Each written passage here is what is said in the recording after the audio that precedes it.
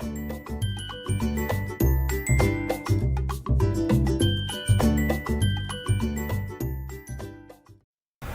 semuanya, kembali lagi bersama GeoSoftware Community. Pada video kali ini, saya akan memperkenalkan apa itu data structure. Di Python, terdapat 4 jenis data structure. Ada list, tuple, dictionary, dan set. Tapi pada video ini, saya menjelaskan hanya 3, yaitu list, tuple, dan dictionary. Jadi, data structure itu pada intinya adalah suatu struktur yang dapat menyimpan banyak data. Jadi lebih efisien untuk memproses banyak data sekaligus. Pada video sebelumnya, kita hanya memakai single data atau cuma satu data untuk mengisi satu variabel. Tapi sekarang kita menjelaskan bagaimana cara kita mengatur data yang banyak menggunakan list, tuple, dan dictionary. Saya langsung ke Jupyter Notebook untuk langsung mempraktekkan cara penggunaan data struktur tersebut. Di sini, saya sudah membuka Jupyter Notebook saya. Dan saya namakan filenya data structure. Teman-teman bisa membuat filenya dengan nama tersebut. Saya coba buat headingnya dulu. Saya akan mulai dengan list terlebih dahulu. Pada video-video sebelumnya, kita mencoba memasukkan suatu variabel dengan suatu data. Dan datanya hanya berupa satu data saja. Contohnya seperti X sama dengan 5. Jika kita print X-nya, idenya mengeluarkan 5 saja. Nah, bagaimana jika kita ingin memasukkan banyak sekali data, tidak hanya satu data saja yang seperti ini, yang pada kasusnya ini adalah 5. Kita ingin memasukkan data lebih dari 10, 100, dan 200. Nah, di sini kita memakai yang namanya list. Jadi pada dasarnya list itu adalah suatu struktur data, di mana struktur itu berisikan data-data yang kita inginkan. Struktur tersebut kita buat dalam suatu tanda kurung. Tanda kurung yang kita gunakan adalah tanda kurung kotak. Nah, di sini kita sudah membentuk list. Di dalamnya kosong. List ini juga bisa kita kosongkan saja. Dan begitu, jika kita printnya, nah dia hanya mengeluarkan list yang isinya kosong. Nah, bagaimana cara kita memasukkan data-data yang kita inginkan? Sebelumnya, tipe data yang kita bisa masukkan bisa banyak sekali. Bisa integer, float, string, boolean, dan lain-lain. Nah, sekarang kita coba masukkan. Saya coba masukkan berbagai tipe data terlebih dahulu. Mungkin saya mulai dari integer. 1. Dan kita pisahkan antar data tersebut dengan koma. Yaitu seperti ini. 2.0 sebagai float, hello sebagai string, dan true sebagai boolean. Nah, dengan begitu sudah terbentuk list yang isinya 4 tipe data tersebut. Jika kita print X-nya, saya coba membuat print saja.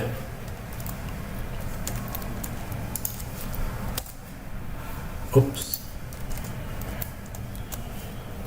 Nah, maka jika kita print variable X, dia mengeluarkan list yang berisikan data-data tersebut. Kita akan bermain dengan list ini memakai tipe data integer saja. Jadi saya akan buat list yang baru terdiri dari 2, 3, 4, 5. Jadi saya buat dari 1 sampai 5. Bisa tambah spasi antara komanya, tapi buat sekarang ini saja. Saya coba print shift, dia mengeluarkan 1 sampai 5. Nah, saya menjelaskan hanya dasar-dasar dari list saja untuk sekarang ini. Jadi bagaimana kita bisa menambahkan data lainnya ke dalam variable list tersebut. Jika mudahnya, yaitu dengan cara X tambah list yang lainnya. List tidak bisa ditambah dengan tipe data integer, float, dan string, dan boolean lain-lainnya. Tapi hanya dengan bisa listnya lagi. Sehingga kita harus membuat list baru. Saya coba berikan lanjutannya seperti 6, 7, 8, 9, dan 10. Dengan begitu, jika shift enter, maka X sudah terbentuk. Ditambahkan dari 1 sampai 10. Jadi 1 sampai 5 ini ditambahkan 6 sampai 10. Bagaimana jika kita tambahkan misalnya 6 sebagai integer, kita shift enter, dia menghasilkan error. Nah, seperti yang saya bilang sebelumnya, list harus ditambah dengan list lagi. Jika kita tambahkan langsung seperti ini, dia menghasilkan error karena 6 ini adalah sebagai integer. Kita bisa tambahkan seperti ini juga dengan menambahkan kotak dan menjadikan 6 itu di dalam list, maka dia akan seperti ini. Dan dia berhasil untuk menambahkan 6. Nanti saya akan menjelaskan cara lainnya. Saya coba buat x-nya 1 sampai 5. Sekarang untuk menambahkan. Jadi list itu adalah suatu function built-in dari Python yang bisa kita gunakan. Dan suatu function ini bisa memiliki metode. List ini memiliki beberapa metode yang bisa kita pakai. Cara memakai metodenya yaitu dengan x, kita berikan titik, dan dia tuliskan metode. Saya memperkenalkan metode namanya append. Jadi variabel ini kita cukup dikasih titik dan append, dan ini kita buat kurungnya. Di sini saya tambahkan 6. Dan begitu dia menghasilkan, jangan lupa untuk print, dan dia akan menghasilkan 6. Coba shift enter dulu. Nah, 6. Jadi kita tambahkan 7. Dia masuk dalam list tersebut. X ini yang bertambah dengan cara memakai append. Bagaimana jika kita ingin memasukkan langsung banyak? Tadi saya tunjukkan juga x ditambah list. Tapi jika menggunakan metode, kita memakai yang namanya extend. Jika kita menambahkan list, kita harus memakai list di dalam tanda kurung ini, yaitu dari 6, 7, 8, 9, dan 10. Kita ulangi, kita shift enter yang paling atasnya. Jadi terbentuk 1 sampai 5. Nah, kita sekarang extend. Kita coba shift enter yang ini. Dia bertambah dari 6 sampai 10. Bedanya append dan extend ini yaitu extend kita menambahkan banyak data, sedangkan append ini kita menambahkan hanya satu data. Jadi kita ganti extend ini dengan append, dia menambahkan satu data yang bertipe list, yaitu list yang dari 6 sampai 10. Kita ulangi, aku shift enter yang atas ini, kemudian saya shift enter yang append ini. Dia menambahkan satu data yang bertipe list, yaitu 6 sampai 10. Sebelumnya selain tipe data integer, float, boolean, dan lain-lain, kita juga bisa menambahkan list di dalam list tersebut. Nah, bagaimana kita mengetahui ada berapa data di dalam list tersebut? Kita cukup memakai len saja, kata kunci len, seperti ini. Saya len dalam kurung x.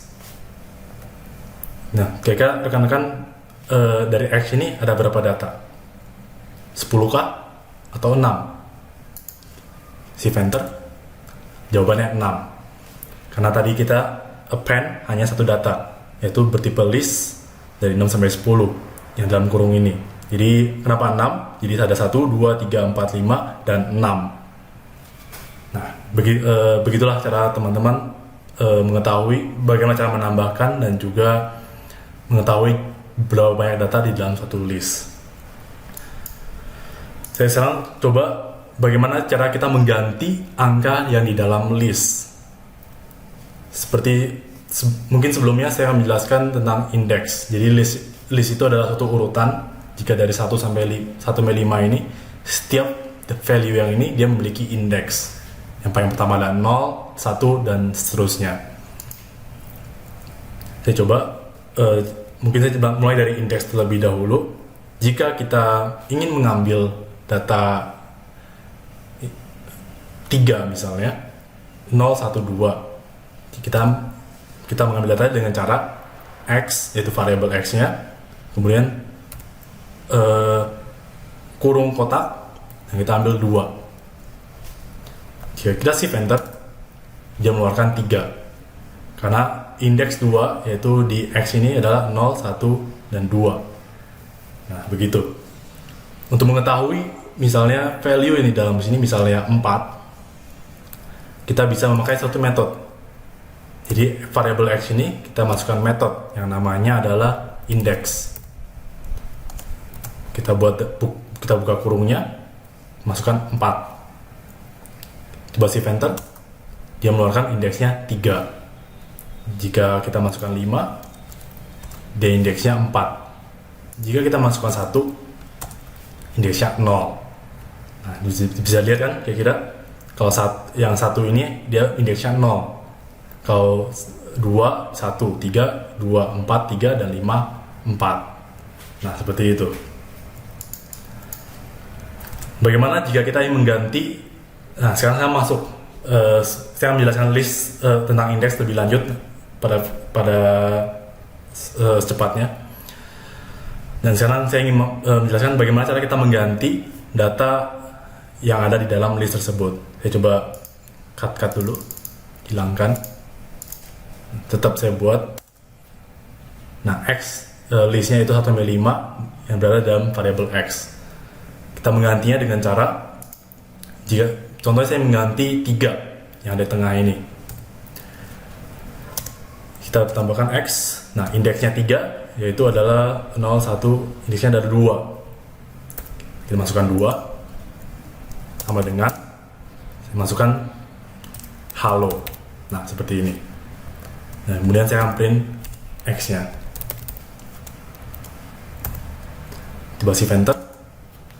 Nah, yang 3 ini sudah terganti, yaitu dengan halo. Cara menggantinya yaitu seperti yang terlihat seperti ini. Jadi kita tentukan indeks mana yang harus diganti dan sama dengan value apa yang kita ingin gantikan. Nah, bagaimana jika kita ingin menambahkan, kita sisipkan di antara value-value yang ada yang terlihat ini.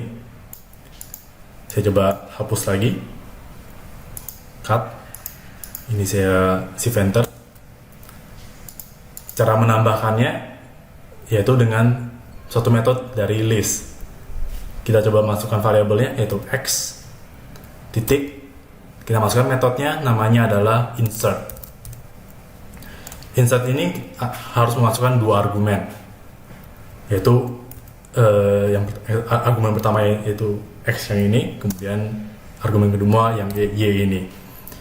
Yang saya maksud dengan X ini adalah indeksnya. Jadi kita mau masukkan di mananya.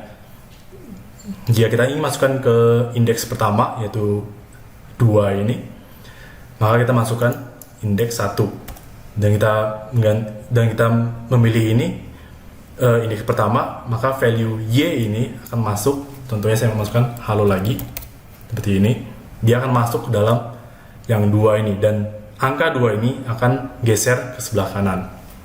Kita coba contohnya. Saya coba print X-nya.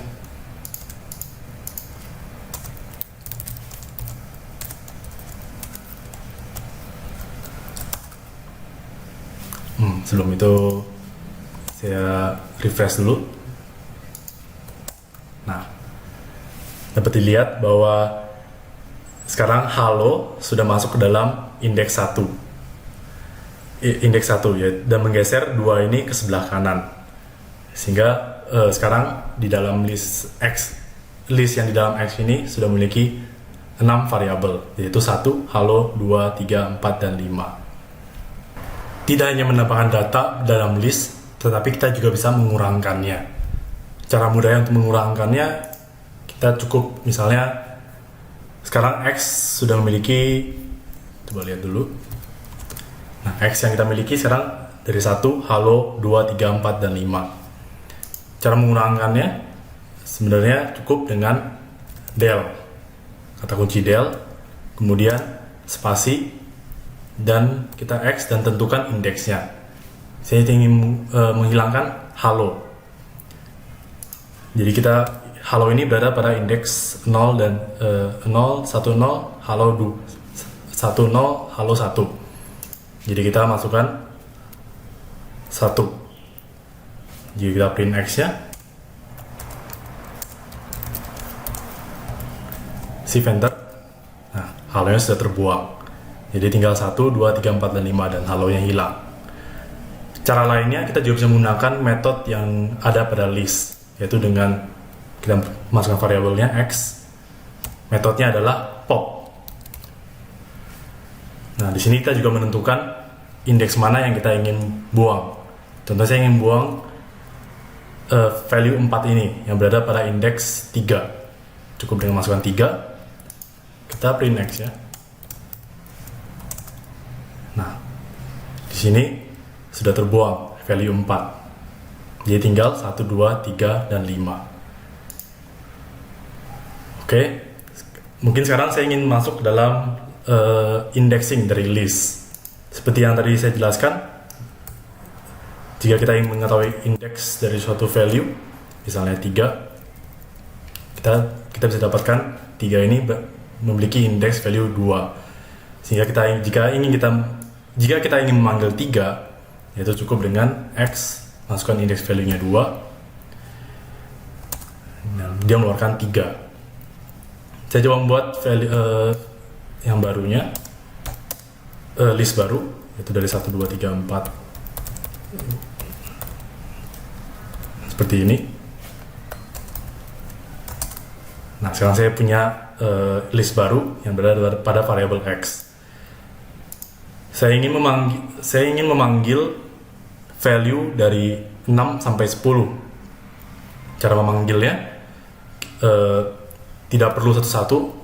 Contohnya misalnya 6 ini berada pada index value 0, 1, 2, 3, 4, 5 ya, 5.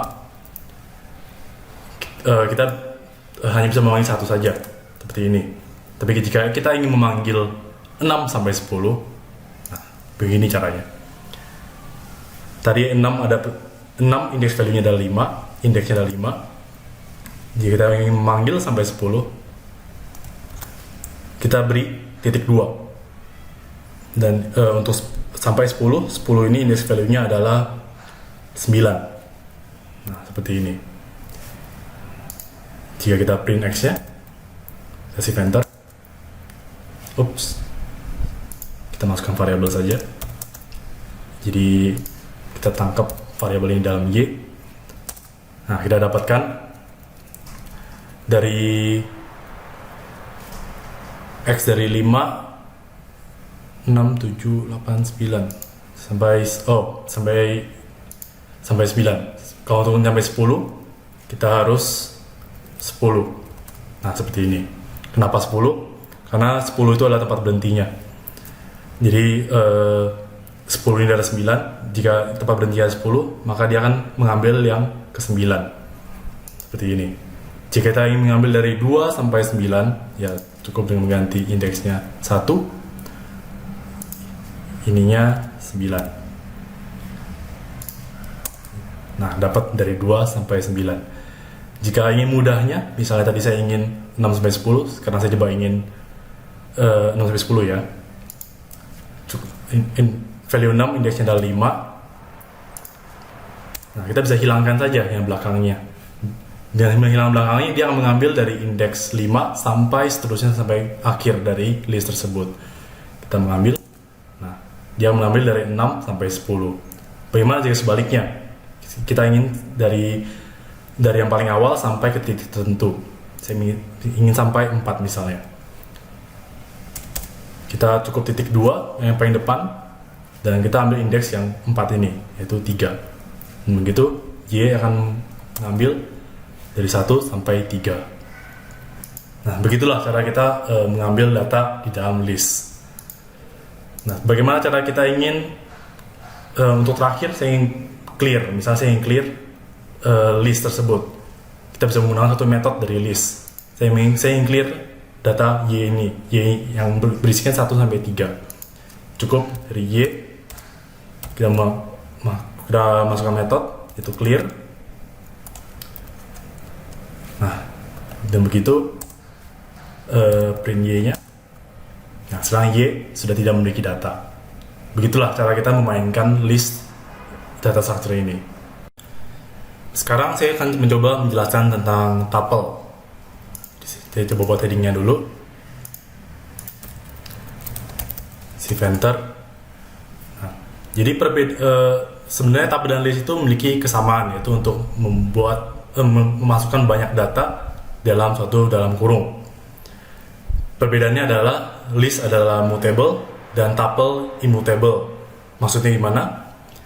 Tadi kita mencoba list itu kita bisa memasukkan data baru, bisa menghilangkan data baru atau clear semuanya. Tetapi dalam tuple dia itu immutable, di mana data-data yang di dalam kurung tersebut tidak bisa diubah, tidak bisa ditambahkan, tidak bisa dikurangkan, dan tidak bisa dihapus. Jadi begitu saja, tidak bisa ditambah atau dikurangkan. Jika saya coba, misalnya saya ingin masukkan variabelnya tup, itu sama dengan jika pada list kita menggunakan tanda dalam kurung kotak, di tuple kita menggunakan tanda kurung bundar. Nah, sama seperti list, kita masukkan data. Contohnya sekarang saya masukkan string, yaitu A, B, C, D, dan E. Nah, seperti ini. Nah, sudah ada value-nya itu dalam bentuk tuple. Kita tidak bisa menambahkannya. Contohnya saya coba dulu, kita printkan tupnya ini. Nah, ini bentuknya, outputnya yaitu dalam kurung bundar. Kita tidak bisa menambahkannya. Contohnya saya ingin mengubah dulu nih, yaitu B. Cara mengubahnya sama, yaitu dengan kurung kotak. Tentukan B itu pada indeks 1 seperti ini. Saya ingin ganti dengan contohnya halo lagi. Nah, saya coba shift enter, dia mengeluarkan error. Nah, di sini dijelaskan kalau errornya bahwa objek yang berupa tuple ini, yaitu A sampai E, tidak bisa kita tambahkan, tidak bisa mengubah, tidak bisa menambahkan juga. Dia tidak support intinya. Jika kita ingin hal tersebut tidak lihat juga, tidak bisa melakukan append. Misalnya halo seperti ini. Dia juga menghasilkan error. Nah, dari sini dapat dilihat lah kalau misalnya tuple ini tidak bisa diubah-ubah. Tetapi tuple kita bisa lihat apa yang di dalam isinya. Saya coba, misalnya saya ganti dulu. Misalnya saya ingin 1,2,3,3,5. Seperti ini. Saya ingin mencoba melihat data terakhir, misalnya 5. Coba shift enter dulu yang atas. Nah, hasilnya tupnya dari 1, 2, 3, 3, 3, 5, 5. Saya ingin mencoba melihat yang 5. Jadi indeksnya 0, 1, 2, 3, 4, 5, 6. Dia ingin melihatnya. Nah, dan untuk indeksnya kita bisa melihat kalau di indeks ke-6 yaitu 5. Mungkin saya ingin menambahkan, jika misalnya di dalam suatu list atau tuple memiliki banyak sekali data sampai 100, tapi kita hanya ingin melihat yang angka yang paling belakangnya saja, kita tidak perlu menghitung indeks dari awal, tapi kita bisa melihat indeksnya dengan cara min 1. Angka value yang paling akhir ini ya, ditandakan dengan min 1, dan begitu dia shift enter, dia mengeluarkan 5. Jika kita min 2, 5. Jika kita ingin melihat yang 3, kita min 3. Nah, dia menghasilkan 3.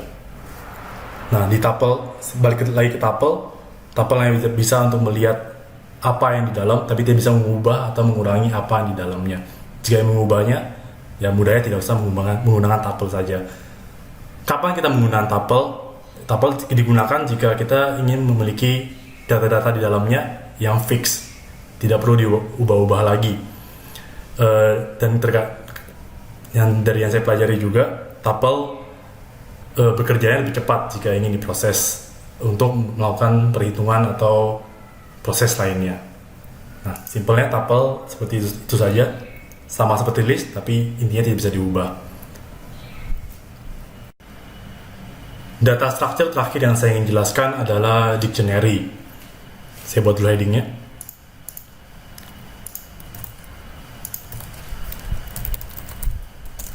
Nah, jadi dictionary adalah data structure, jadi suatu struktur yang pada prinsipnya adalah pasangan antara keys dan values.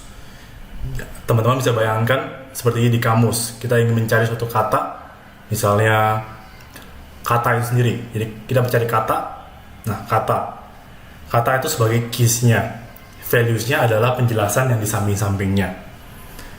Nah, di dalam bahasa pemrograman Python, dictionary dibuat seperti berikut. Misalnya saya ingin buat dictionary dalam suatu variabel, yaitu directory. Kurung yang dipakai yaitu ini, bukan yang, nah, jadi shift-nya dari tanda kurung kotak, yaitu tanda kurung yang memiliki moncongnya. Jika kita print seperti ini, maka dia menghasilkan struktur dictionary yang kosong. Bagaimana cara memasukkannya? Caranya seperti berikut. Contohnya, saya memakai contohnya ini, satu sebagai keys-nya, dan kemudian antara keys dan values-nya itu dipisahkan dengan titik 2. Saya membuat values-nya adalah Python misalnya. Nah, jadi sudah terbuat satu pasangan, yaitu keys-nya 1, values-nya adalah Python. Berikutnya, untuk memisahkan antara pasangan yang pertama ini, yaitu dengan koma. Saya buat keys values yang kedua, pertama ada 2, integer 2, kemudian yang ini adalah C++. Kemudian dilanjutkan, saya 3.2, Java 4.2, Node.js, kemudian 5.2, R. Nah, saya ingin buat dictionary-nya sebagai berikut. Jika kita shift enter, nah, sudah terbentuk dictionary yang terlihat di output-nya. Nah, bagaimana jika dictionary ini kita bisa melihat apa yang ada di dalam struktur data tersebut? Yaitu dengan cara kita memakai ini untuk dictionary, yaitu dengan cara directory, yaitu variabel yang kita pakai, dan kita masukkan metodenya adalah keys. Jadi kita ingin mengetahui ada keys apa aja di dalam directory ini. Jika kita shift enter, dia mengeluarkan keys-nya 1, 2, 3, 4, 5. Jika ingin lebih rapinya, kita coba print.